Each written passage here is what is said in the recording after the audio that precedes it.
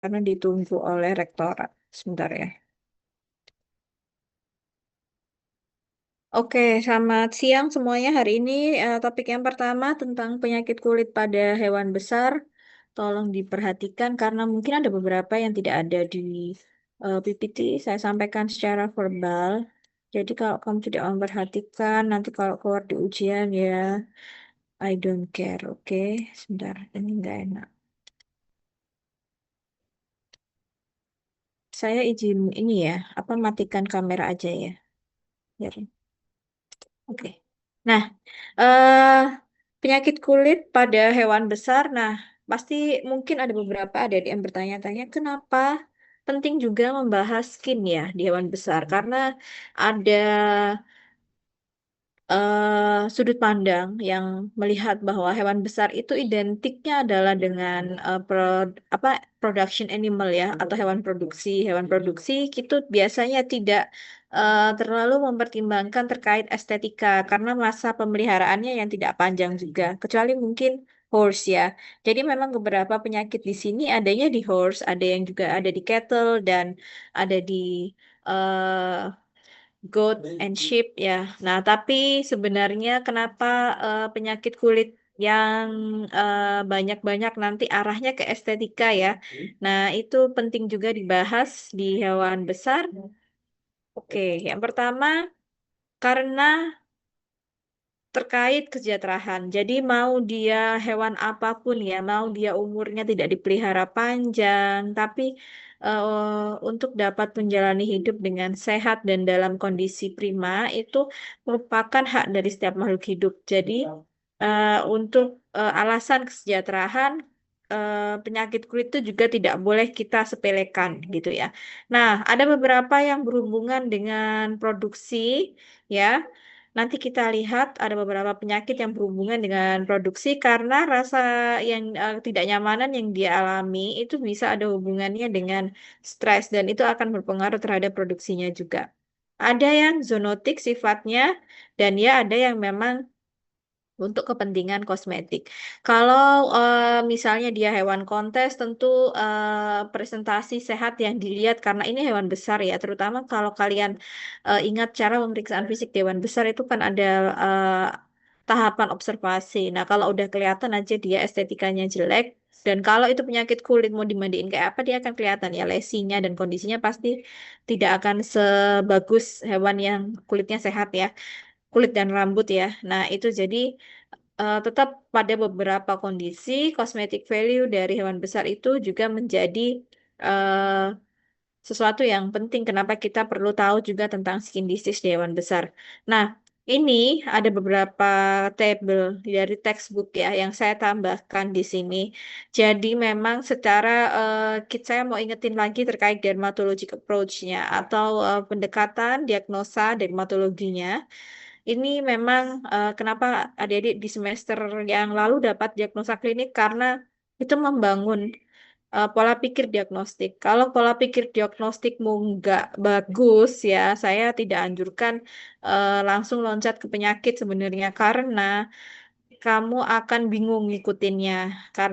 Karena kita belajar itu istilahnya kalau diagnostik itu problem oriented. Problem oriented itu maksudnya memahami tentang simptomnya. Biasanya kalau ada gejala seperti ini, itu penyakitnya ke arah mana. Nah, selanjutnya kalau dia apa logika diagnosanya udah bagus ya, kita tinggal menambah wawasan terkait penyakit-penyakit variasi-variasi penyakit yang lain yang tentu saja kalau kamu belajar nggak ada habisnya dan yang saya masukkan di sini itu hanya 80% dari yang ada di textbook. Saya ambil yang penting-penting aja yang terkait skin disease di hewan besar.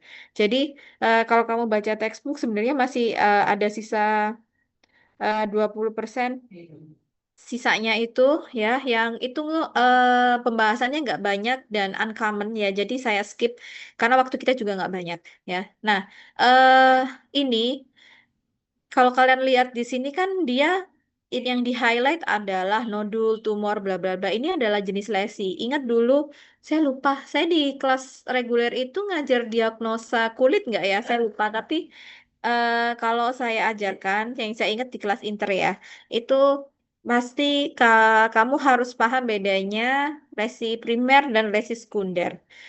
Nah, kalau di sini ada beberapa jenis resi primer, ada beberapa jenis resi sekunder ya. Nah, dari situ kita bisa perkirakan. Nah, ini lesi primer dan lesi sekunder. Saya tidak akan tanyakan dan ulangi lagi apa itu lesi primer dan lesi sekunder ya. Seharusnya kita sudah nanti pas ini. Astaga ya, kenapa ini PDF-nya saya simpen kompres PDF ya? Karena biasanya kalau dari Canva itu agak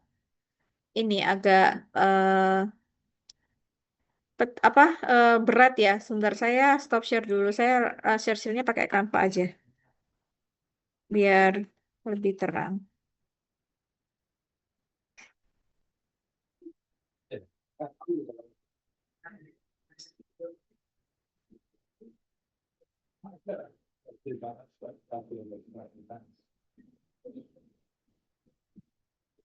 Oke. Rokok udah, thank you.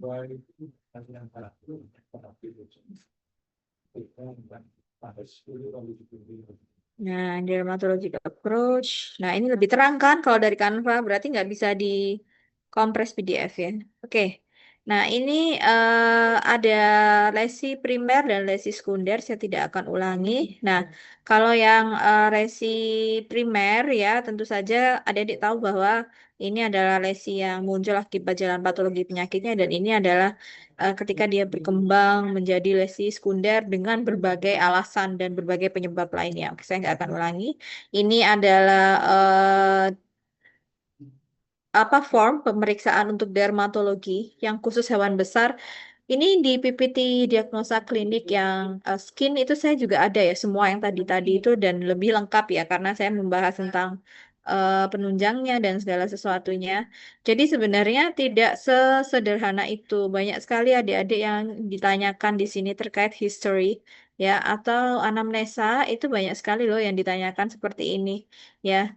Jadi dari lesi kita tandai atau kita bulatkan ini yang ketemu tuh lesinya apa, distribusinya di sebelah mana.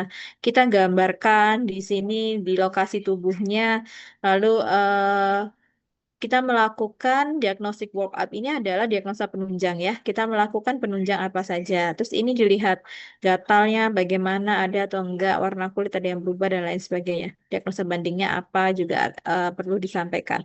Sebenarnya kalau bicara pruritus atau beberapa jenis penyakit seperti atopic dermatitis itu ada ininya lagi, ada chartnya lagi yang harus diperdalam. Biasanya kalau belajar yang khusus dermatologi, dia periksanya sampai sejauh itu deh. Ya, setahu saya demikian. Oke, nah kita masuk ke penyakit ya langsung ya. Yang pertama adalah autoimmune skin disease ya. Jadi adik-adik harus membedakan yang pertama apa bedanya autoimun dan hypersensitivity. Jadi autoimun dan hipersensitivitas itu adalah dua hal yang berbeda ya, tetapi kurang lebih dasarnya sama ya.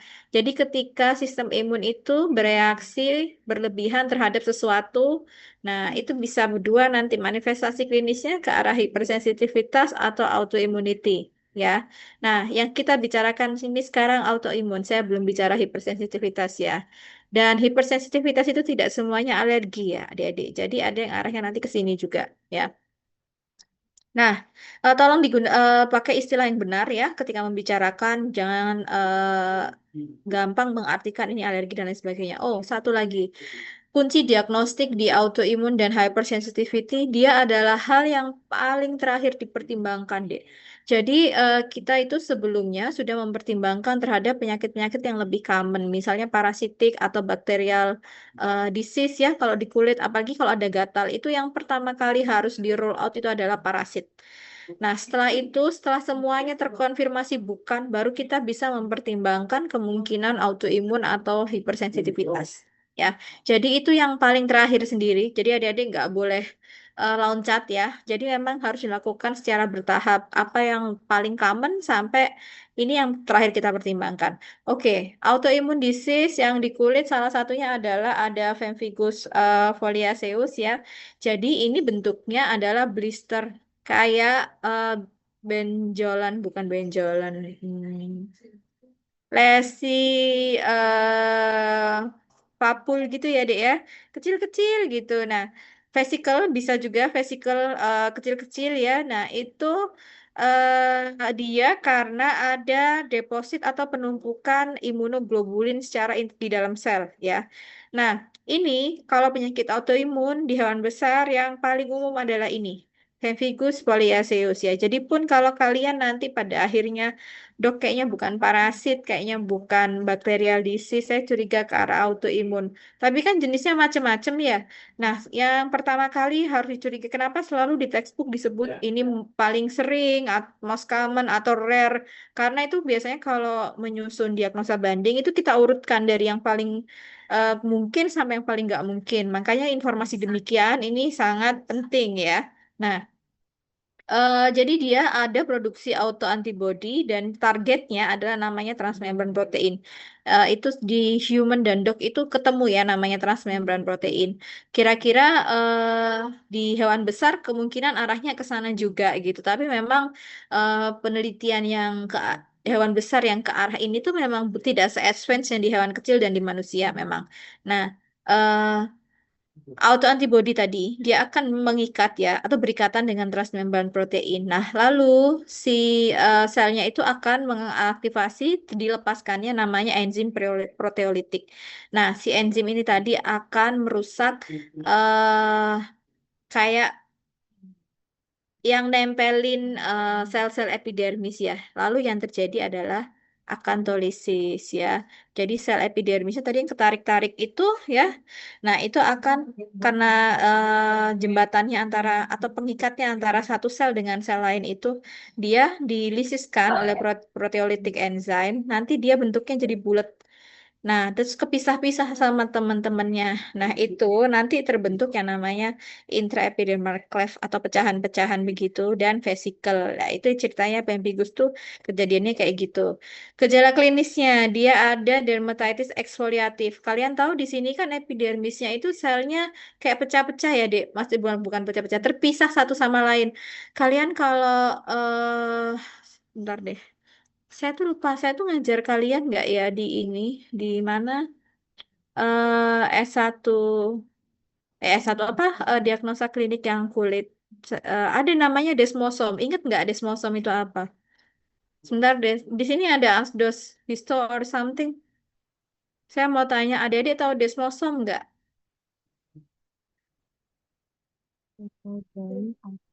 Jadi kalau sudah di tahap yang lebih atas begini, kita tidak akan mengulang yang di awal ya adik-adik. Kalian harus sudah bagus dasarnya. Jadi supaya paham di sini. Ada yang tahu nggak desmosom apa? Pengikat antar sel, dokter. Antar sel apa? Nggak ada di tempat, nggak ada di semua sel itu. Wah, Desmosomnya itu dek rusak ya.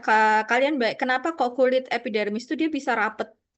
Nah, itu karena dan elastik ada desmosom itu. Nah, kalau desmosomnya rusak, kulit pecah-pecah dan lain sebagainya ya nanti yang terjadi adalah eksfoliasi dan keradangan di kulit ya. Nah, itu makanya gejala klinis sesuaikan tadi dengan jalan penyakitnya. Sebenarnya nggak susah memahami. Kalau kamu tahu jalan penyakitnya, kamu akan bisa membayangkan, oh, kalau jalan penyakitnya gini, berarti nanti kulitnya jadinya gini. Gampang aja itu logika ya. Nah, eh nanti ada edema, biasanya di daerah kaki ya, tentu saja karena ini mengikuti gravitasi ya biasanya. Lalu ada krusta, vesiculobulbus tadi akan kalau pecah dia bisa menjadi krusta ya. Nah, nanti juga kadang-kadang di awal-awal tuh mungkin ada demam, nggak mau makan, kadang urtikaria juga. Nanti saya tunjukin ya, urtikaria itu apa. Saya soalnya adik-adik itu saya lihat bingung membedakan nama-nama lesi ya. Padahal kalau di klinik itu sangat penting. Ada pustul, pustulnya pecah ya. Nanti terjadi skin erosion. Bedanya erosion sama ulcer apa? Baru sudah tahu. Nah, lalu erosion tadi itu dia mulai mengering. Nah, bentuknya sebelum jadi sisik dia adalah epidermal cholerae. Jadi kayak luka yang tengahnya itu udah mulai kering dan pinggirnya itu sedikit ada pengelupasan ya dan sudah mulai kisut-kisut pinggirnya. Nah, habis gitu dia jadi scale, pengelupasan dan jadi krusta ya. Nah, pemphigus itu diagnosa apa memastikannya lewat biopsi, imunofluoresensi, imunohistokimia ya.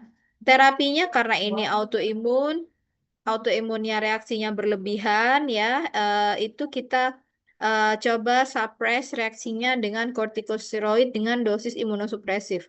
Kita tahu bahwa ini anti radang, tapi kalau kalian belajar farmasi atau farmako yang benar, kalian pasti tahu ke bahwa ada dosis yang buat anti-inflammation, ada dosis yang sebagai immunosuppressive agent ya. Nah, eh, ini yang digunakan di sini karena autoimun kita pakai mau ambil manfaatnya dia yang untuk menekan reaksi imunitasnya. Ada beberapa alternatif ya seperti Gold Stars atau azathioprine, tapi kalau di kuda harus hati-hati terhadap side effect-nya. Masalahnya juga yang perlu disampaikan ke owner, biasanya penyakit ini sama seperti penyakit autoimun lainnya, dia perlu perawatan seumur hidup. Jadi komitmennya. Ya, kadang-kadang ini yang juga yang bisa membuka pertimbangan apakah hewannya perlu dikaling dan lain sebagainya ya. Oke. Nah, ada temennya ya di Pemphigus foliaceus itu, ini adalah jenis penyakit kulit autoimun lainnya, yaitu ada Pemphigus vulgaris. Ini jarang ya di kuda ya, dan sama dia kalau ini dia lebih spesifiknya imunoglobulinnya imunoglobulin G ya. Nah, biasanya nanti ada vesikel sama ulcer di mukokutaneus dan kutaneus, dan kalau misalnya kamu lakukan nekropsi pemphigus vulgaris ini bedanya sama foliaceus. Kalau bisa lesinya itu nanti ada di bagian kardia dari lambung. Lambung itu kan bagiannya ada tiga ya, kardia fundus pylorus itu yang di bagian kardianya. Yang mana tuh dok bagiannya? Nah, silakan kalau yang nggak ngerti bagian kardia lambung atau baru dengar kalau lambung tuh ada tiga bagian ya. Nah, silakan. Ini bukan lambung ini ya, bukan lambung multigastrik ya, monogastrik ya. Itu ada tiga bagian. Nah, silakan ya, kalian harus mengulang sampai sejauh itu berarti ya. Oke, nah selanjutnya ada bullous pemphigoid ya. Ini dia autoimun juga, ada ulcernya juga, jarang ketemu makanya dia nggak disebut dan dibahas banyak di awal ya. Biasanya ada krusta yang perih, ulcer. Nah, kalau tadi pemphigus foliaceus dia exfoliative dermatitis, adik-adik di sini ada ulcer. Tadi makanya di awal saya sampaikan kalian harus bisa membedakan apa itu ulcer, apa itu erosion. Skin ulcer, skin erosion itu berbeda, sama-sama ngelupas tapi beda ininya ya, layernya ya. Nah, kalau ini bullous pemphigoid itu dia sampai ulcer dan itu ada di sekitar muka sama ketiak, jadi face dan aksila. Mukus membran ada, eh, nanti bisa juga ulcernya itu sampai ke GI tract. Lalu ada alopecia areata. Alopecia areata ini saya gampangnya bilang adalah kebotakan di tempat tertentu ya. Tidak gatal. Alopecianya khasnya ya. Kalau alopecia areata itu tidak disertai gatal. Kalau ada kebotakan disertai gatal, adik-adik mungkin harus cari penyebab yang lain. Berarti itu bukan alopecia areata ya. Nah, ini salah satu dermatologic problem yang common juga ya di kuda ya, dan ya di tempat-tempat yang rambutnya lebih panjang seperti surainya, mane ya, atau ekor, daerah wajah ya. Nah, sebenarnya semua badan itu bisa terkena dengan alopecia areata ini. Nah, tadi autoimun, sekarang saya mau loncat ke hypersensitivity disorder. Saya bilang di awal itu berbeda ya. Nah, yang pertama, atopic dermatitis ya. Ini respon imun yang abnormal juga. Nah, saya bilang di awal autoimun sama hypersensitivity itu berbeda, tapi dasarnya sama. Dia itu sama-sama ada respon imun yang nggak normal, over semua, tapi bentuknya adalah berbeda, ya. Nah, kalau atopic dermatitis itu ada pemicunya, Dek. Jadi ada alergennya ya, seperti polen, debu yang debu kandang ya, terus mold itu seperti jamur ya, yang biasanya nempel di bangunan-bangunan dan itu memang kadang berbahaya ya. Nah, itu dia ada pemicunya. Ini sangat gatal. Gatalnya luar biasa adik-adik. Di hewan kecil, di semua mamalia yang bisa kena. Ya setahu saya manusia juga bisa kena. Itu dia gatalnya luar biasa. Bisa musiman, bisa juga enggak, tergantung penyebabnya apa. Halo, adik Menik, tolong mic-nya. Oke. Ini bisa musiman, bisa tidak ya. Nah, tergantung alergennya, pemicunya apa ya. Kalau pemicunya polen, kalau di negara 4 musim itu biasanya dia lebih sering muncul berarti di spring ya. Tapi kalau misalnya mold ini banyaknya di autumn, jadi tergantung dia penyebabnya apa. Ini eh, atopic dermatitis ini termasuk hypersensitivitas tipe 1 ya kalau di kuda ini di hewan besar ya. Dan ini berhubungan dengan imunoglobulin E ya. Jadi nanti alergennya ini si pemicunya ini dia berikatan dengan 2 atau lebih imunoglobulin E yang ada di permukaan mast cell, selnya mast cell ya. Nah, si mast cell ini tadi dideketin sama alergen dia nggak suka. Dia overreaction, dia melepas granul yang berisi berbagai macam chemical yang nanti menyebabkan individunya mengalami kemerahan di kulitnya ya, sampai ada edema, vascular leaking itu edema ya, Dede. Dan pruritus, gatal luar biasa. Kalau dulu yang ngajar diagnosa klinik kulitnya saya tuh, saya juga dulu pernah jelasin bahwa gatal itu ya ada namanya mediator. Jadi pruritus mediator tuh macam-macam, gak cuman histamin aja ya. Nah, itu sudah saya sebutin dan bagaimana saraf apa yang di kulit ada 2 saraf yang dia itu memang bertanggung jawab terhadap sensasi gatal. Nah, itu ada juga jalannya kenapa bisa terjadi gatal ya. Oke.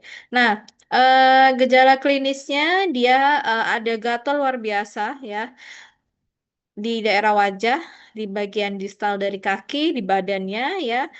Pasti ada juga eh, kebotakan, kemerahan, urtikaria. Nanti saya tunjukin urtikaria apa. Papul ya. Sama mungkin urtikarianya muncul tapi gatalnya udah agak berkurang, tidak gatal itu bisa juga tapi mostly ya atopic dermatitis itu gatal sekali deh. Jadi dia pasti akan kelihatan ininya apa namanya gejalanya dia gatal tuh akan kelihatan. Sama dia mungkin karena akan ada berusaha untuk badannya itu digaruk-garuk ya sama dia nggak nyaman itu mungkin akan ada secondary pyoderma. Jadi karena scalingnya itu berlebihan ya, terus ada luka-luka, ada papul dan sebagainya itu ada secondary pyoderma juga.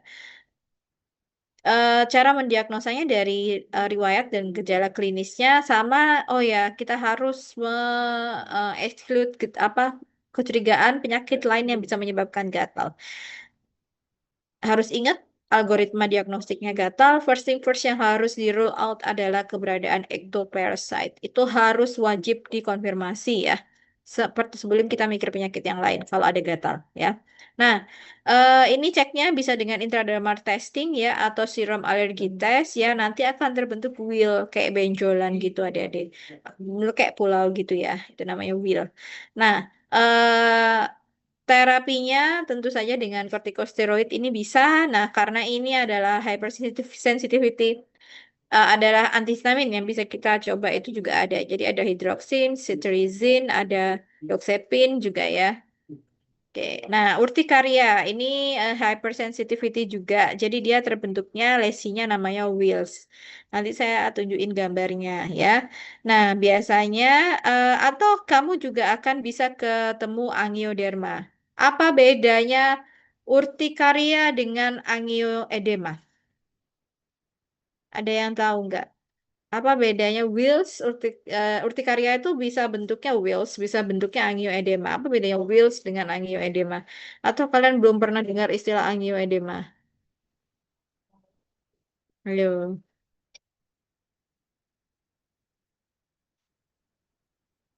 Angioedema itu kalau kalian tahu pernah lihat orang yang alergi parah, mukanya bengkak sampai kelopak matanya bengkak itu namanya angioedema deh.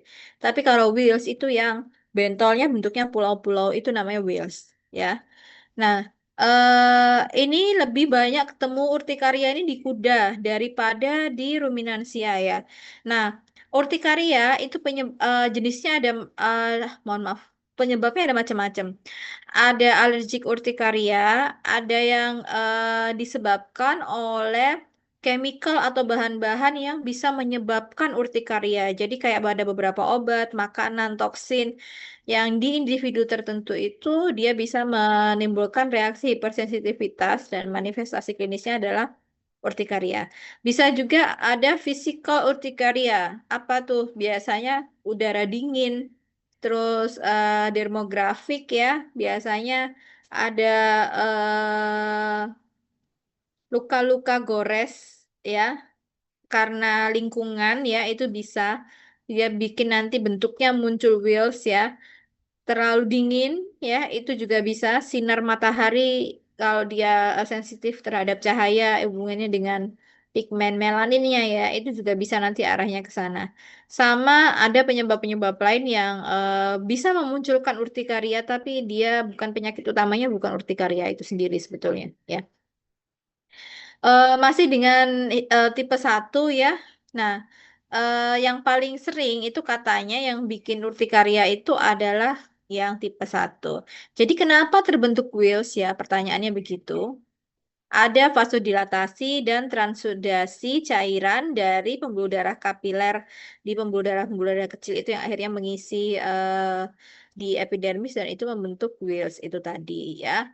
Oke, ini juga ada ada yang menyebutkan bahwa dia ada hubungannya dengan hipersensitivitas tipe 2 dan 3 juga. Biasanya ukurannya itu pulau-pulaunya, si wheelsnya itu eh, diameternya antara 1 sampai 10 cm ya. Dan biasanya dari arah servikal sama kraniolateral dari toraks bisa disertai atau tanpa gatal ya. Kalau misalnya eh, wheelsnya atau pulau-pulaunya itu kita coba pencet itu dia akan kayak kan itu semacam edema kecil kecil ya deh ya.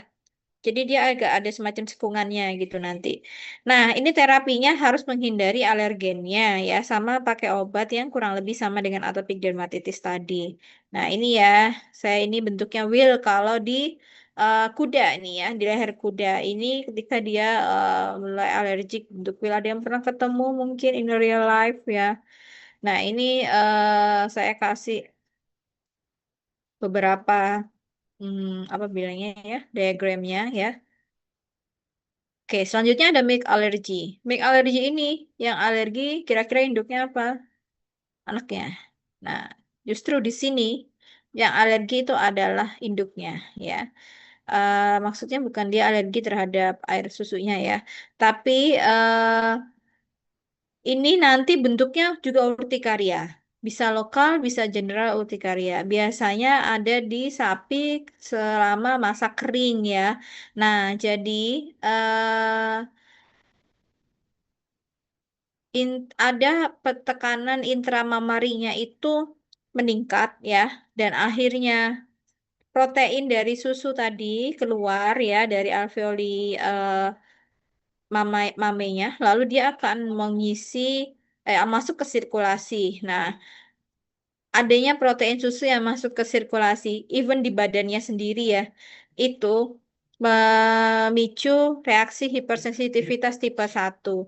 Nah, ini tapi kejadiannya dia itu herediter ya dan diturunkan ya.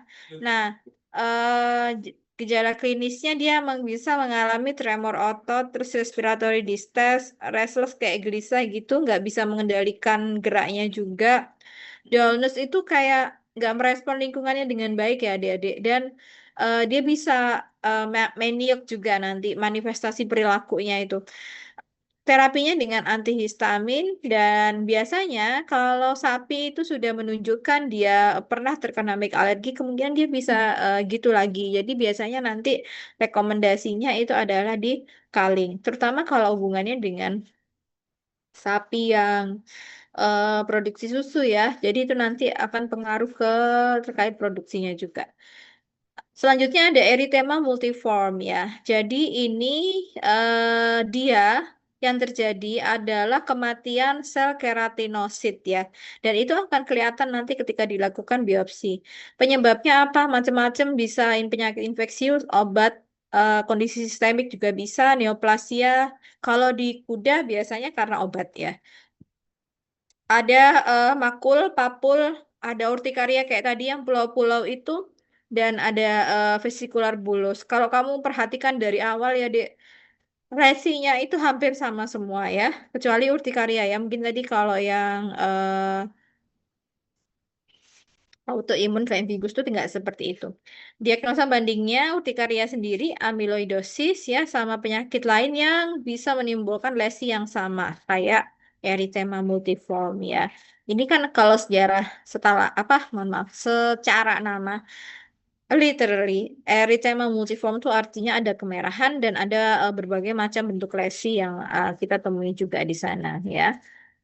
Ini pemeriksaannya lewat, mohon maaf, diagnosanya lewat pemeriksaan fisik dan anamnesa. Biopsi kulit bisa, tapi biasanya beberapa kasus erythema multiforme ini dia bisa hilang sendiri atau sembuh sendiri dalam 1 atau 3 bulan. Oke. Nah, selanjutnya ada vaskulitis. Dari namanya adalah keradangan di pembuluh darah, ya. Nah, ini ada perubahan, ada bengkak ya di dindingnya pembuluh darah. Jadi bukan lumennya adik-adik yang bengkak ya, jadi dinding pembuluh darahnya itu. Nah, kamu harus hati-hati dengan dinding pembuluh darah yang bengkak atau mengalami perubahan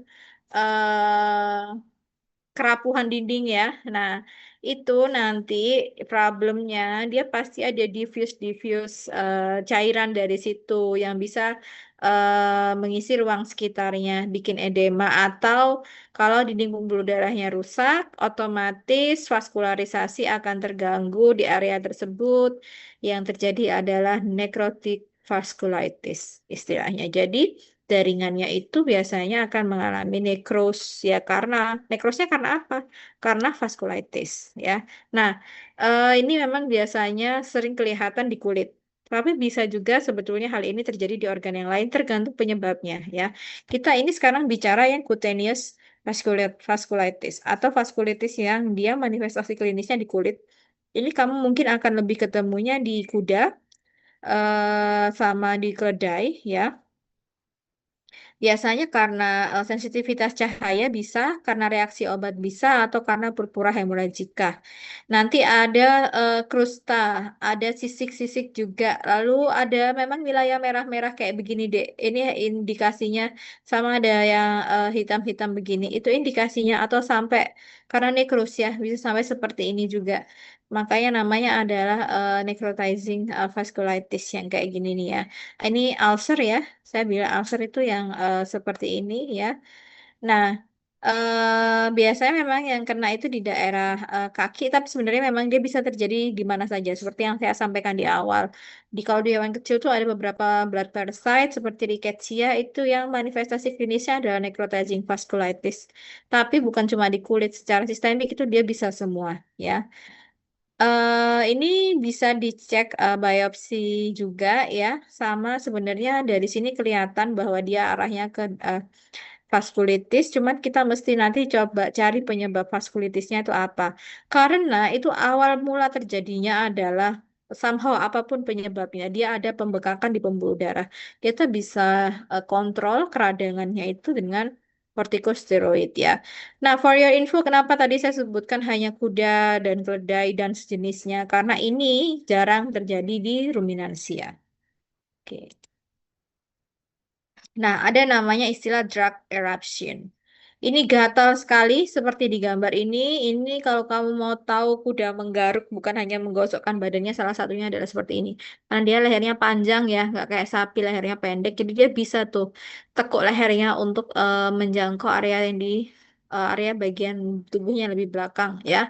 Nah, ini dia itu memakan ya agent yang nggak tahu lewat bukan hanya makan sih, maksudnya ada agent penyebab reaksi ini yang masuk ke tubuhnya nggak tahu lewat tertelan, ditelan atau lewat injeksi atau dia hirup atau perkutan ya. Nah, itu yang menyebabkan drug eruption Dari namanya ini nggak muncul tiba-tiba, tentu saja ada sebabnya karena reaksi imunologi yang abnormal terhadap obat-obatan tertentu, ya. Ini biasanya penyebabnya obat yang dia belum pernah dicoba sensitivitas atau reaksinya hewan itu, individu itu terhadap obat tersebut. Jadi kadang-kadang ternyata dia alergi nggak tahu, terus kita udah kasih dosis yang agak gede gitu misalnya. Jadi dosisnya sih normal ya, tapi dia individunya sensitif. Jadi nggak nyangka aja tiba-tiba keluar reaksi seperti itu.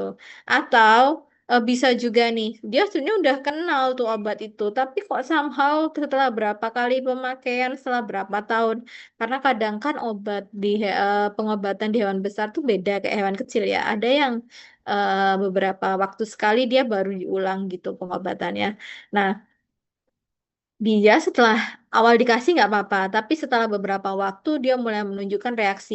Ada juga loh yang kayak gitu. Jadi setelah beberapa pemberian beberapa tahun dia baru keluar eh, reaksinya itu bisa. Nah, itu jarang ya, tapi dan biasanya kalau memang sensitif terhadap obat itu dia sekitar 20 nggak sampai beberapa jam sampai sehari atau sehari lebih dikit itu dia sudah kelihatan reaksinya ya.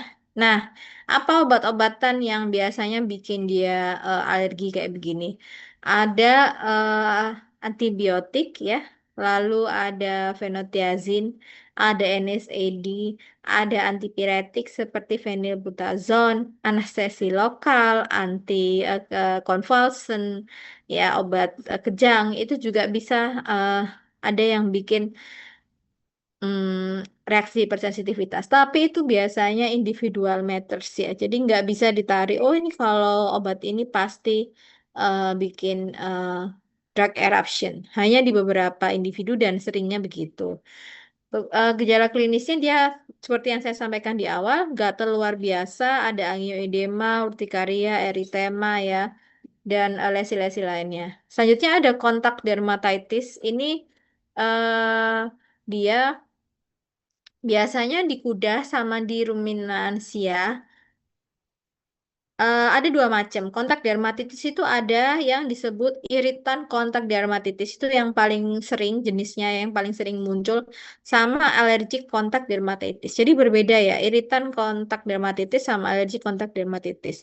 Biasanya kena chemical yang dia merusak kulit ya tanpa ada mediasi imunologis. Jadi jaringan itu rusak, terus akhirnya ada keradangan kan ya. Dia di inisiasi atau dimediasi oleh hipersensitivitas tipe 4 ya. Jadi memang harus kayak di kita harus ini apa namanya cek emang bener nggak sih dia alergi terhadap ini. Jadi dicoba. Oh ternyata dalam jangka waktu tertentu dicoba lagi dikenakan itu apakah muncul reaksi yang sama. Nah kalau biasanya muncul reaksinya itu tanda-tandanya di area moncongnya di ekstremitas ya kaki-kakinya sama area yang tahu nggak artinya tag ini apa? Tag itu hardware-nya yang biasanya kalau yang pakai hardware itu kuda ya. Nah, aksesoris hardware besi-besinya itu. Nah, itu dia itu istilahnya tag ya. Nah, jadi biasanya di area tubuh yang kontak dengan metal atau logam itu. Nah, itu biasanya di area situ dia kontak dermatitisnya. Oke, ada kemerahan, ada edema, ya, ada erosi, ulcer juga ada, keras ya, juga ada penebalan. Biasanya ini indikasinya penebalan dan dehydrasifikasi itu indikasinya karena keradangan kronik ya, biasanya. Nah, sejarah apa diagnosanya dari sejarah sama kita bisa tes seperti yang saya sampaikan di awal. Oh, kayaknya ini alergi kontak dermatitis. Tapi kan kita nggak tahu tuh eh, apa sebenarnya dia itu kena yang mana yang bisa bikin benda apa yang bisa bikin dia sampai alergi kayak gitu. Tapi ada kecurigaan karena dari anamnesa tadi biasanya. Nah, itu boleh dicoba kalau misalnya kita jauhkan benda itu atau kita stop kontaknya. No, weird, sounds weird ya. Jadi kita jangan kena benda itu lagi maksudnya hewannya.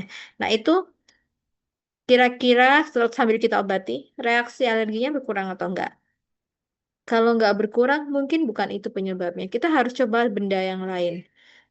Setelah kita ketemu nih kecurigaan satu atau dua benda, nah itu coba diulang lagi beberapa bulan, beberapa minggu kemudian. Jadi memang penentuan diagnosa alergi dan autoimun itu sangat tidak mudah adik-adik. Jadi memang harus kamu cari betul gitu. Makanya biasanya itu harusnya terakhir sendiri. Kalau dia mau kecurigaan dia itu biasanya terakhir banget kalau kamu udah nggak bisa nemu di ektoparasit, bakterial atau viral, baru kita bisa pertimbangkan arahnya ke autoimun atau hipersensitivitas. Oke, next, bacterial disease ini nggak banyak ya, tapi mungkin beberapa kamu belum pernah dengar ya. Dermatofilosis. Ini yang disebabkan oleh streptotrichosis. Ada nama lainnya, rain scald, lumpy wool, atau strawberry foot rot. Ya, kakinya itu busuk ya. Nah, ini disebabkan oleh Dermatophilus congolensis deh namanya. Jadi, itu bakteri gram positif ya, dia berfilamen. Nanti kalau saya nggak salah ingat ada gambarnya. Ini yang kena kuda, sapi, kambing domba, mamalia lain juga bisa. Tapi untuk muncul sampai bikin infeksi kayak begini ya, dia itu harus ada tiga kondisi dulu. Hewannya satu merupakan hewan carrier. Dia bisa membawa itu dari kontak dengan hewan yang kena dermatofilosis lain atau dari lingkungan ya. Jadi harus ada dulu tuh. Nah, selanjutnya lembab. Jadi si si streptotrichosis ini dia butuh kulit yang lembab atau ada lukanya sedikit. Nah, itu biasanya sering ya, paling banyak kejadiannya change-nya itu di musim hujan ya.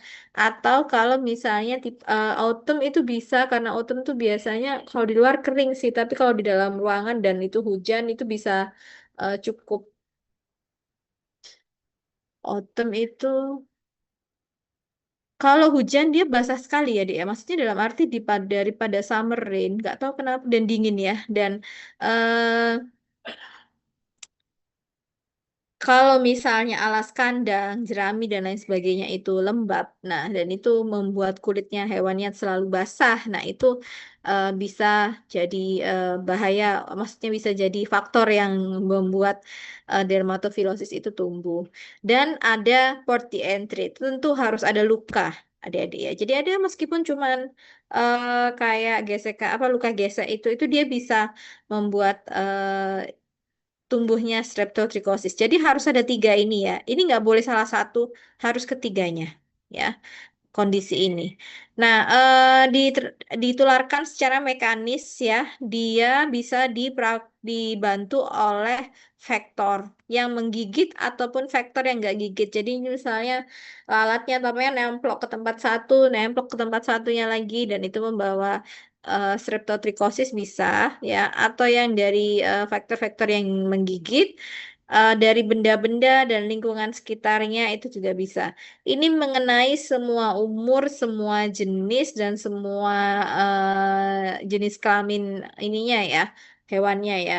Biasanya memang ini ada di kayaknya di kambing juga, di sapi juga ada kalau saya nggak salah.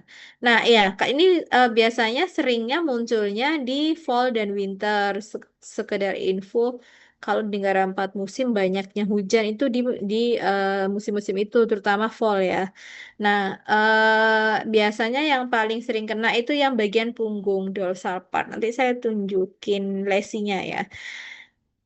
Kadang-kadang juga kalau alas kandangnya basah ya, atau lingkungan tempat dia duduk atau tinggal itu basah, itu mungkin bisa muncul di ekstremitas bawah juga biasanya. Kalau awal-awal itu nggak kelihatan mata lesinya karena ketutupan bulu. Apalagi kan ini munculnya di musim sering-sering adalah autumn dan winter. Itu dingin udaranya. Jadi kalau di hewan-hewan negara empat musim, mereka di musim-musim itu cenderung punya bulu lebih tebal dan lebih panjang daripada biasanya. Bahkan kucing pun dia terlihat lebih bulat ya di musim-musim itu ya. Nah, karena bulu yang memanjang dan menebal di musim gugur dan musim dingin itu, karena hawanya dingin sekali, itu membuat krustanya itu, yang ini kayak dermatofilosis tuh membentuk krusta gitu nanti ya lesinya. Dan itu nggak kelihatan akhirnya. Nah, tapi kita bisa rasakan. Nah, makanya hati-hati. Ini ditulis banget kalau di textbook dia itu nggak kelihatan kalau masa-masa awal infeksinya. Tapi kalau kita pegang itu kerasa lesinya ya. Jadi ada krusta tebal yang itu bisa terasa kalau kita lakukan palpasi. Kalau kita coba kelopek ya ininya, atau kita kelupas ininya, krustanya, itu nanti bulunya juga akan ikut terkelupas, terus kulit yang di bawah krusta itu warnanya pink, kayak raw skin gitu adik-adik ya. Nah itu pink dan permukaannya lembab, jadi kayak raw skin bilangnya ya. Nah itu nanti terus hasil cabutannya itu bentuknya kayak kuas. Nanti saya tunjukin ya. Terus itu bisa nanti di daerah distal ekstremitas, di moncongnya juga bisa, atau di sepanjang punggung itu juga bisa. Nah, dan sebentar ya. Dan itu biasanya nanti tergantung lokasi infeksinya. Diagnosanya dari sitologi ya, sama dari kita bisa lakukan digerus krustanya itu atau ditempel pakai apa namanya impression smears ya, dan lalu kita warnain pakai pewarnaan gram atau kultur bakteri juga bisa. Caranya untuk mengatasi ini kita harus minggirkan atau kita harus hindarkan dia dari lingkungan yang lembab ya dan basah, dan diberi antibiotik karena bakteri ya. Oh no, ini pasti sinyal saya. Sebentar ya. Kok nggak keluar gambarnya, Dek?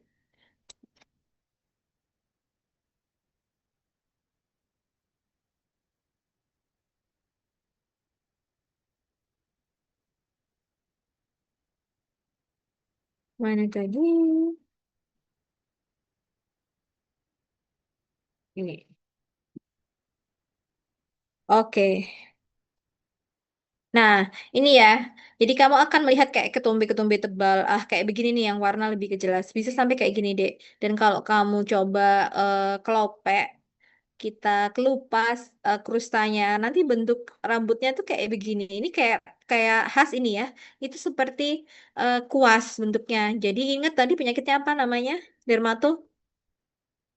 Jangan Cleodermatofitosis loh ya. Dermatofilosis.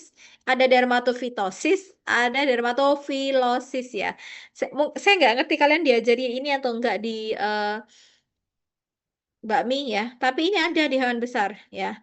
Nah, lalu kalau kamu lakukan pewarnaan gram dengan ditempel atau pakai gerusan dari krusta-krustanya ini, itu nanti kamu akan ketemu bakterinya itu bentuknya seperti kokus-kokus begitu, tapi dia berjajar membentuk benang-benang seperti ini, Dek. Itu khasnya Dermatophilus congolensis ya. Oke. Nah, selanjutnya ada folliculitis, furunculosis, dan impetigo. Ini dia ada public health concern-nya ya. Makanya saya tandain. Ini ya saya mau kasih tahu bedanya folliculitis, furunculosis, dan impetigo. Kalau bakterial folliculitis itu namanya bisa superficial pyoderma ya. Dia keradangan di folikel rambut. Jadi di kantong bulunya itu. Jadi di kantong rambutnya itu karena infeksi bakteri. Ini biasanya seringnya terjadi di kuda dan kambing. Kalau furunkulosis itu ada infeksi folikel juga yang dia mau akhirnya membuat dinding folikelnya itu pecah. Jadi kalau folikulitis aja, itu dinding folikelnya masih radang, ya. Tapi kalau udah pecah, kita berubah namanya jadi furunculosis. Lalu selanjutnya ada impetigo. Ini infeksi bakteri yang bikin terbentuknya subcorneal pustule. Jadi ada pustul yang tapi dia nggak mengenai hair follicle. Nah, ini subcorneal itu di bawah stratum corneum ya maksudnya ya. Nah, Ini commonnya di sapi dan kambing. Dia nggak common ada di kuda kalau yang impetigo ya. Biasanya penyebabnya golongan-golongan Staphylococcus yang koagulase positif. Tidak semua bakteri Staphylococcus itu koagulase positif ya. Beberapa yang terkenal yang koagulase positif Staphylococcus itu adalah Staphylococcus aureus, Staphylococcus pseudointermedius. Nah, itu dia jenis-jenis yang biasanya yang koagulase positif ya. Nah, eh, resisten itu terhadap penisilin G. Jadi kejadiannya sekarang nih, dia udah banyak resisten terhadap penisilin G. Dan biasanya kalau kenapa dia bisa kena gini, selain karena dia, ini kan secondary infection ya bakterinya. Itu ada hubungannya sama nutrisi yang kurang oke dan manajemen pemeliharaan yang kurang baik. Gejala klinisnya ada krusta ya, biasanya ada di bentuknya bulat-bulat. Jadi sering dikelirukan dengan dermatofitosis, harus hati-hati. Atau epidermal cholerae. Intinya penyakit ini itu tuh suka nggak kediagnosa gara-gara lesinya itu hampir mirip sama penyakit yang lain, ya. Nah, kalau misalnya ada papul pustul, kalau itu nggak diobatin ya, nanti dia akan justru pecah dan berbentuk ulcer ya, dan itu bikin gede ulcernya di area yang cukup gede dan itu basah dan itu nyeri sekali ya. Terapinya dengan antibiotik jenis trimethoprim dan sulfamethoxazole. Kalau misalnya ada resistensi ya, kita yang bisa dicoba lainnya adalah Enro dan Doxy. Nah, karena ini kalau nggak salah di human ini ada hubungannya dengan MRSA ya, methicillin resistant Staphylococcus aureus itu yang patut diwaspadai. Kalau ternyata Staphylococcusnya itu jenis yang MRSA. Oke. Nah, lalu ada equine cellulitis ya. Ini jadi kayak kulitnya itu pecah-pecah ya, Dek. Nah, ini adanya terbentuknya eh, area infeksi yang dia dalam sekali ya, supuratif juga dan dia membuat jaringan itu pecah ya. Itu namanya cellulitis. Nah, ada dua jenis ya, yang dari bakterial ya. Ini di kuda biasanya Staphylococcal cellulitis dan Corynebacterium pseudotuberculosis cellulitis. Kamu mungkin juga belum pernah dengar ini di Mbak Mi. Saya nggak ngerti sekarang karena kan udah years ago ya saya kuliah itu jadi mungkin sudah berubah sekarang. Nah ini biasanya ada di kuda-kuda thoroughbred racehorse ya. Jadi dia ada di kuda-kuda yang kuda pacu ya, yang Staphylococcal cellulitis ini penyebabnya nggak tahu pastinya yang mana, tapi yang jelas dia hubungannya dengan koagulase positif Staphylococcus. Nah, ini kadang-kadang ada hubungannya dengan kondisi seperti bagaimana dia dimandikan, alat-alat yang dibuat untuk grooming atau handlernya. Nah, itu bisa jadi penularannya di situ ya. Gejala klinisnya nanti ada bengkak dan pincang di salah satu atau kedua limnya ya, dan itu nanti lama-lama akan pecah begitu jaringannya. Harus segera diobati.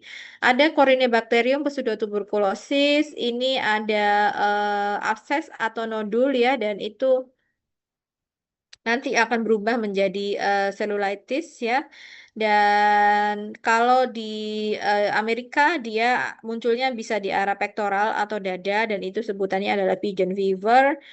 Hubungannya dengan musim serangga juga karena dia membawa juga ya. Ada namanya dan itu di musim kering biasanya dan itu istilahnya adalah dry land distemper kalau di kuda ya. Oke. Nah, nanti nodul absesnya itu bisa semakin dalam dan besar disertai edema dan itu akan pecah sendiri dalam 1 atau 4 minggu. Ada digital dermatitis, ini ada keradangan dan salah satu manifestasi klinisnya adalah terbentuknya papiloma ya.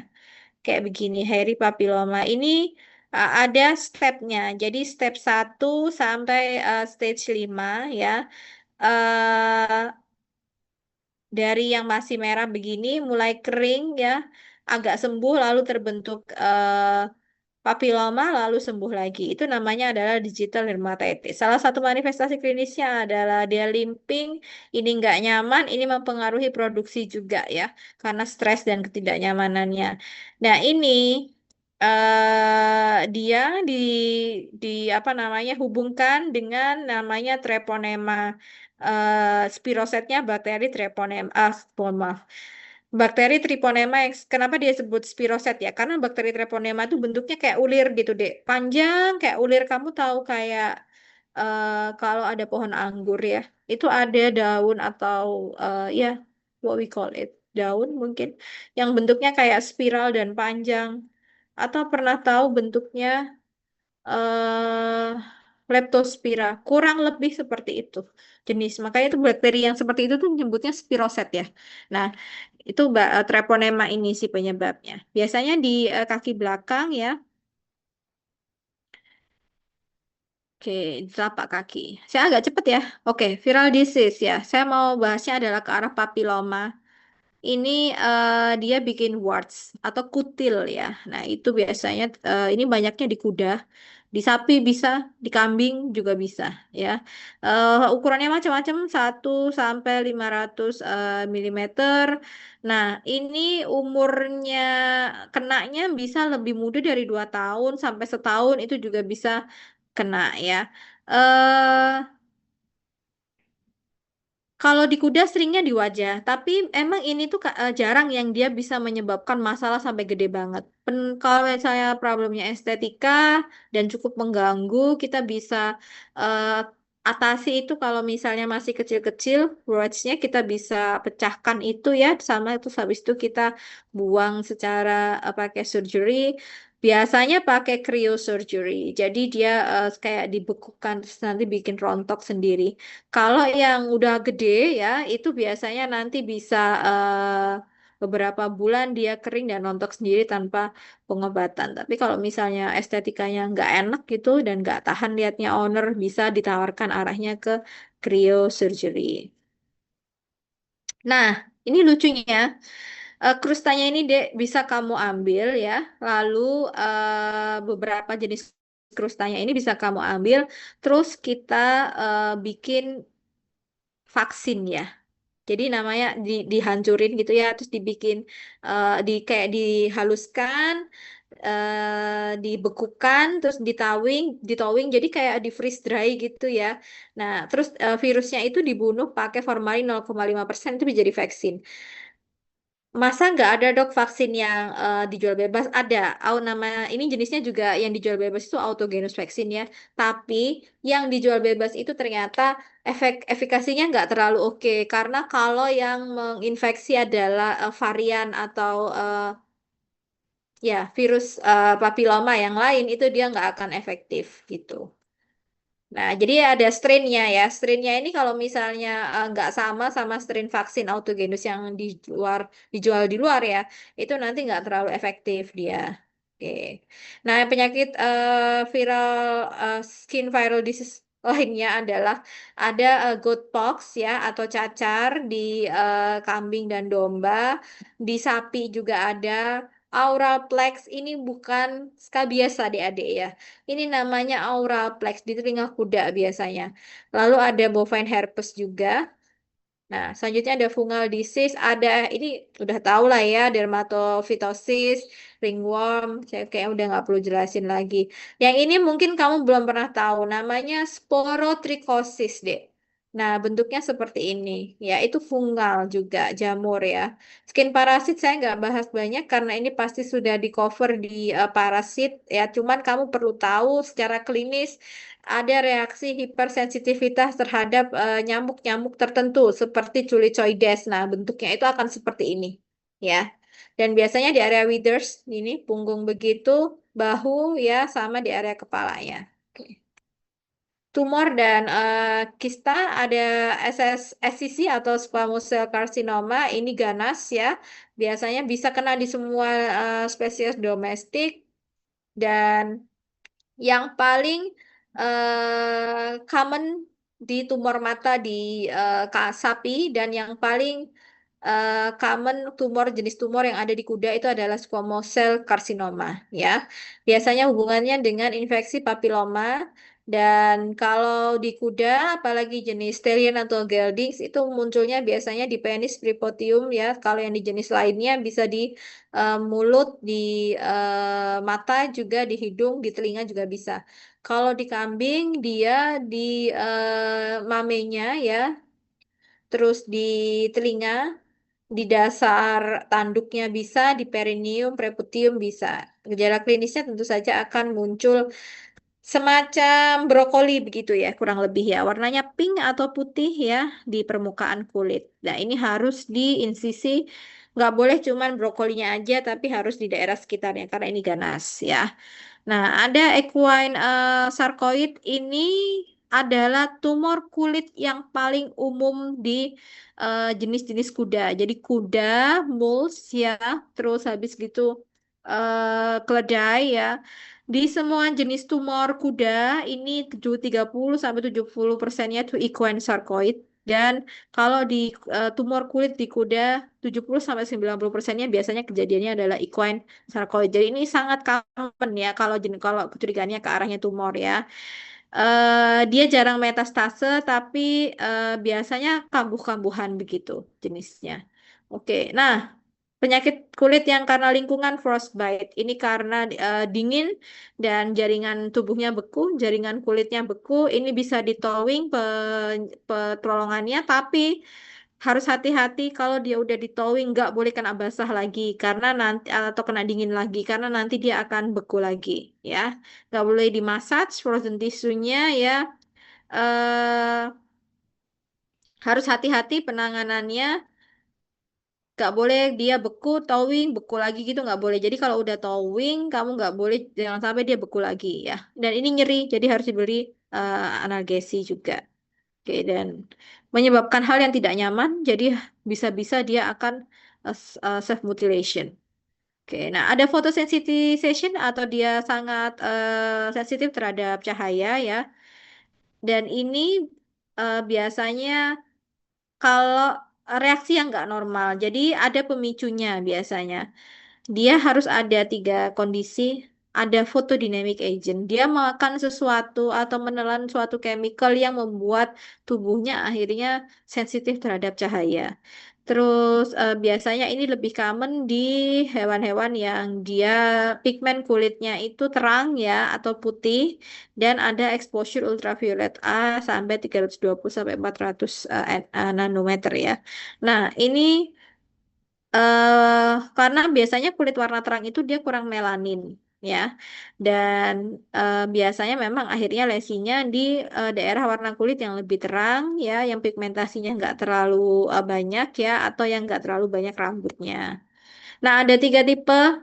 Tipe satu primary photosensitization ya ini karena dia makan tumbuhan-tumbuhan tertentu. Jadi ada metabolisme dari klorofil itu ya, yang harusnya ada kalau nggak salah namanya filoeritrin ya. Nah, itu nanti akan harusnya dibuang ke biliari dari liver. Nah, masalahnya kalau livernya rusak karena dia makan sesuatu benda-benda ini ya, apa tumbuhan-tumbuhan ini akhirnya tertumpuk di sirkulasi dan itu yang menyebabkan ada kristalisasi dan itu menyebabkan sumbatan di bilenya dan itu nanti jadinya yang tipe 3 ini, hepatogenous photosensitization. Kalau ada juga yang kongenital karena memang ada problem di metabolisme porfirin dan metabolisme livernya terganggu sehingga dia tidak bisa clearance phenyletrinnya itu tadi. Oke, thank you. Kalau misalnya nih ya, kita sedikit molor, kalian sampai jam setengah tiga deh, bisa nggak?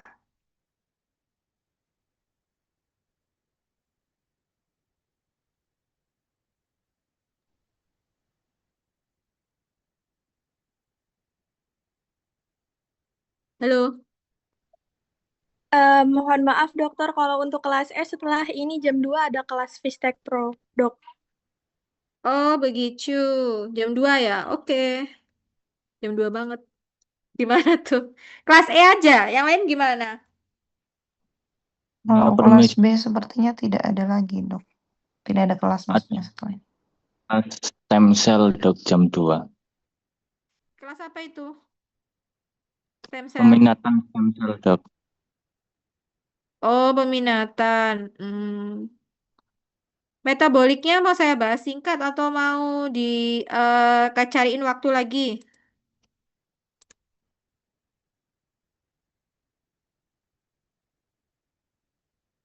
Kita punya waktu 15 menit. Gimana? Boleh dok dibahas singkat saja. Bahas Oke, singkat. wes. Telan ya. Iki PPT ini ndak ono. Nanti tak upload lagi ya. Soalnya yang di e-learning baru hilang. PPT-nya tuh nggak bisa dibuka, Dek. Sik, sik. Makanya tadi saya yang kulit itu juga bikin baru. Cuman kebetulan saya yang apa ini metabolik itu saya menemukan versi lamanya di e-learning yang website yang lama. Oke, karena kan dosen masih bisa masuk ke website lama juga ya. Oke, nah ini metabolik, aduh, ini sebenarnya lebih berat deh. Jadi ini, kalau kalian tahu penyakit seperti milk fever, ya, itu di sini di metabolic problem. Jadi ini hubungannya sama metabolisme kalsium dan lain sebagainya. Milk fever ini pasti sudah tahu dia ada hypokalsemia dan menyebabkan kelemahan otot dan depres juga biasanya badannya itu gagal beradaptasi dengan kebutuhan kalsium pasca laktasi. Jadi setelah dia menyusui banyak nih karena sebelum menyusui itu dia konsumsi kalsiumnya terlalu tinggi, badannya tidak belajar untuk beradaptasi ketika kebutuhan kalsium itu sangat banyak pas dia menyusui banyak yang keluarkan. Nah, akhirnya badannya kewalahan, tidak responsif, pituitary paratiroid hormonnya tidak bekerja ya. Akhirnya yang terjadi adalah mid fever. Dia jatuh, dia akhirnya hypokalsemia ya. Nah, pertolongannya tentu saja dengan pemberian kalsium. Saya langsung loncat cepat. Nah, tapi kamu harus tahu bahwa dia itu berhubungan dengan penyakit pasca melahirkan lainnya ya seperti retensi plasenta, donor cord, dan lain-lain ya. Oke, saya langsung loncat aja. Ada 3 state ya. Awalnya itu nggak langsung jatuh, tapi sering-sering ketemu itu langsung jatuh. Jadi yang state 1 nggak langsung jatuh, yang state 2 dia eh, mulai depres, paralisis, dan dia sudah mulai rebah ya. Dan yang ketiga itu yang sudah lebih parah kondisinya. Oke. Nah, oke, dia harus dibantu dengan infus kalsium ya. Nah, yang kedua ini hampir mirip ya, tapi dia nggak bangun-bangun setelah 24 jam. Kalau donor call itu bukan penyebabnya bukan hanya milk fever deh, bisa yang lain juga ya. Jadi ada trauma bisa, nah ini dia bisa karena penyakit infeksi, ada patah tulang dan lain sebagainya yang membuat dia nggak bisa menahan badannya, akhirnya dia rebah. Nah, itu adalah donor call ya. Nah, ini penyebabnya banyak, 5F of donor cattle syndrome ya. Jadi bisa metabolik, metritis, mastitis, dan lain sebagainya. Ini ciri-cirinya kok saya tahu dari mana dok kalau pasien itu udah donor kok dia 24 jam nggak bangun lagi. Nah, terus bentuknya seperti ini ya atau kaki belakangnya dibuka spleen seperti itu ya. Dia biasanya makan lain-lain tuh normal ya. Temperatur normal kecuali nanti kalau udah parah banget ya. Terus biasanya tonus ekor sama bladernya kaki belakang itu agak berkurang memang ya. Oke. Nah, cara diagnosanya, cek dulu itu fever atau bukan. Kalau nggak ada sejarah menyusui dan lain sebagainya, kalsium level normal, mungkin adalah arahnya ke sini, ke donor co. Jadi ini pertolongannya dengan magnesium, fosfat, dan kortikosteroid sama kita beri stimulan juga. Selanjutnya ada Grace tetani ya. Ini dia keracunan makanannya ya. Biasanya karena kekurangan magnesium. Oke, nah ini fatal sekali. Biasanya di awal-awal menyusui, nah dia makan hijauan yang memang kandungan magnesiumnya rendah. Jadi dia kekurangan asupan magnesium padahal lagi dibutuhkan karena dia lagi menyusui. Biasanya begitu. Padahal magnesium itu ada fungsinya untuk yang lain-lain juga ya. Oke. Saya langsung loncat, mohon maaf di sini. Oke, jadi karena kekurangan magnesium itu dia ini kalau magnesium Grass tetani ya. Itu dia nanti ciri-cirinya kalau misalnya dia lebih kurus nih, sapi yang lebih kurus itu dia resikonya lebih besar ya kekurangan magnesium daripada sapi yang gede badannya itu normal gitu. Atau terlalu gemuk itu juga bisa. Jadi harusnya dijaga dia tetap normal.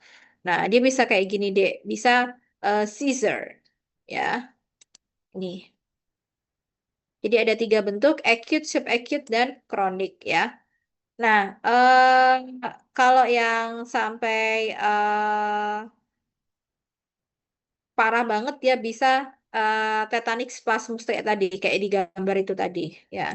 Oke, saya langsung ini masih banyak soalnya, banyak sekali. Pertolongannya tentu saja dengan magnesium. Nah, ketosis. Ketosis ini dia karena NEB, negatif energi balance ya istilahnya. Nah, ini biasanya di sapi di puncak produksinya atau di kalau di domba di masa kehamilan akhir. Intinya karena dia itu energi yang dikeluarkan itu tidak sebanding dengan energi yang masuk. Nah, jadinya ada negatif energi balance yang terjadi adalah dia mengalami ketosis ya. Oke. Obesitas, kelahiran itu juga salah satu faktornya juga ya. Oke. Ada hubungannya dengan fungsi liver dan BHBA ya. Oke, ini jam saya udah bunyi dua kali tapi dia kecepatan 5 menit itu biasanya.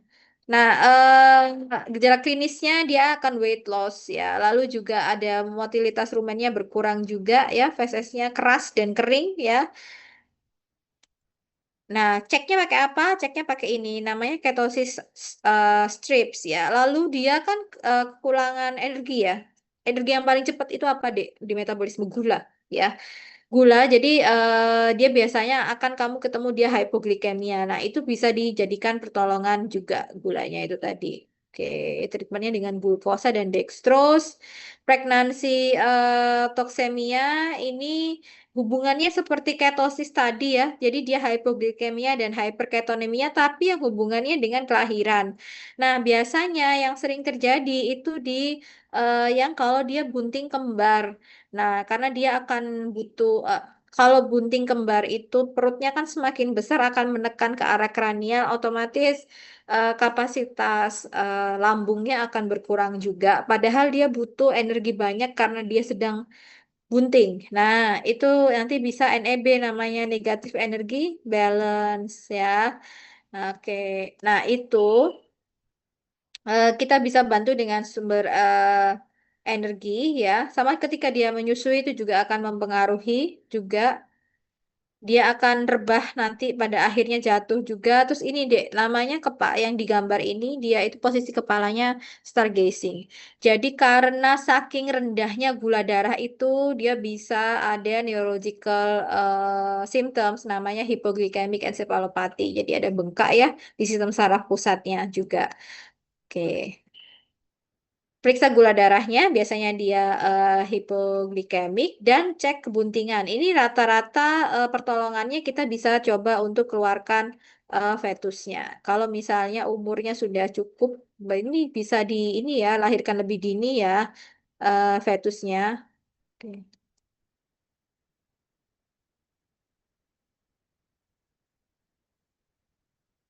Nah ini nih, atas dasar pertimbangan ekonomi serta dampak pada induk dan fetus. Jadi kalau misalnya dia udah cukup umurnya disarankan untuk dikeluarin aja. Nah, ini kalau di kuda ada yang namanya osteodystrophia fibrosa. Jadi ini kalau kamu lihat mukanya bengkak ya, rahangnya ya. Nah, ini tulang rahangnya itu dia berubah jadi jaringan ikat. Osteoidnya itu berubah jadi jaringan ikat yang dia lunak ya. Jadi ada gangguan kalsifikasi tulang ya. Nah, ini biasanya hubungannya sama hyperparatiroidisme yang akhirnya menyebabkan dia defisiensi, ya benar, kalsium ya. Dan terlalu banyak fosfor dan oksalat. Nanti giginya juga nggak bisa nutup kayak gini. Ya, jadi harusnya kan ini nutup ya, gigi atas bawah itu dia ada jaraknya kayak gini. Itu bisa terjadi seperti itu, salah satunya. Nah, kelihatan dari bentuk mukanya nanti ada perubahan dan ada pembengkakan di tulang yang rahang yang dia berubah jadi fibrous tissue atau jaringan ikat itu tadi. Ceknya, cek blood kalsium ya. Lalu kita harus atur rasio kalsium fosfornya 1:1, tidak boleh lebih. Selanjutnya ada equine metabolic syndrome. Ini seperti gangguan insulin di kuda ya. Namanya peripheral Cushing disease ya atau insulin dysregulation syndrome. Ini namanya EMF ya kalau dia biasanya terlalu banyak makan high carbohydrate foods ya.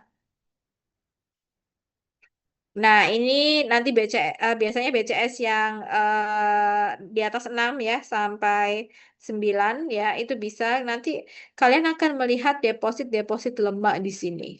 Ya, di daerah, oh sorry kalian nggak kelihatan kali ya. Loh, kok saya stop share? Hmm. Sebentar. Di sini, di area, ini habis kuliah sama koas ini.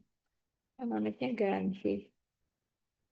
Di area sini ya ada deposit lemak di situ lalu ada laminitis juga ya hubungannya sama level insulin yang membuat pembuluh darah itu mengecil ya kalau laminitis ya dan itu akhirnya menyebabkan adanya pembuluh darah tadi keradangan dan itu yang menyebabkan laminitis. Oke.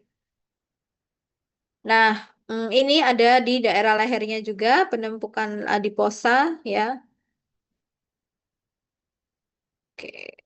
Nah, ini treatmentnya dengan exercise dan jaga diet, sama seperti diabetik ya. Pengobatannya seperti pakai obat diabetik pada manusia ya, metformin ya, itu bisa dipakai juga. Nah, selanjutnya ada defisiensi copper ya.